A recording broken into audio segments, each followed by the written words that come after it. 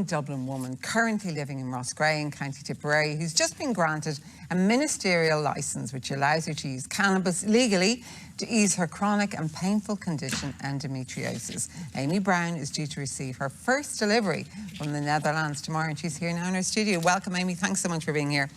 First of all, tell me, what difference did cannabis make to your pain?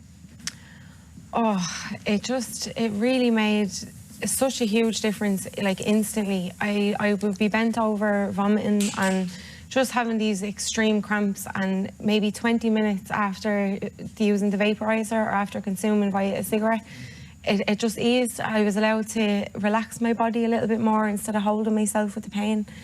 It helped in terms of the nausea that I suffer with every day. It helped with my mental health. You know, it's really just been an all-rounder. And what will this medical licence, what difference will that make to you? An incredible difference. So I suppose since my diagnosis at 21, for the last 9 years, I've been a criminal patient as such. So it means that now I no longer have to worry about the guards possibly kicking in my parents' door.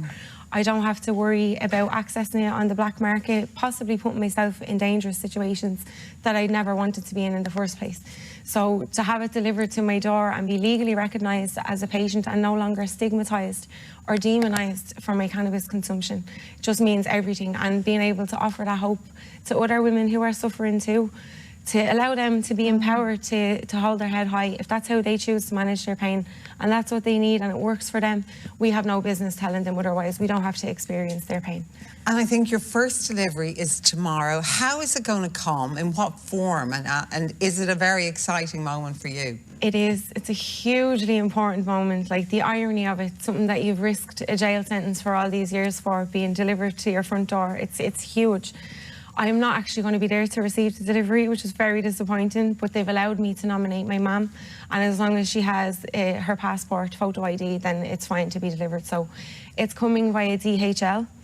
The plane, I believe, lands from the Netherlands in Dublin at around 12 o'clock, and so it'll be on the road sometime after that. And finally, how much will this change your life? And how long will you have the licence for? The fact that I've been validated now and treated as a reliable witness to my own suffering, that's invaluable and that's going to last forever. But the licence itself will expire after 3 months. So after that, then my pain consultant will reapply and the process will continue like that. But we're hoping to get the drugs payment scheme to be able to cover the costs, because it is quite costly. What would you say, Aimee, to people who say, you know, like cannabis, maybe it's a gateway drug, it's a drug maybe to worse types of drugs? What would you say to people like that? I say that I've been consuming cannabis for 15 years and I've never consumed another drug. And I know other people who have consumed all kinds of drugs who've never consumed cannabis. The gateway theory, I believe, has been disproven if we look further into the research. And I suppose I don't feel like we should be stigmatised any longer, because opioids, which were prescribed for chronic pain, causes accidental overdose every day and untold side effects that cannabis doesn't. So I'm hoping we'll allow more chronic pain patients to avail of this alternative option. Aimee, thanks so much for coming in to us tonight. Fran.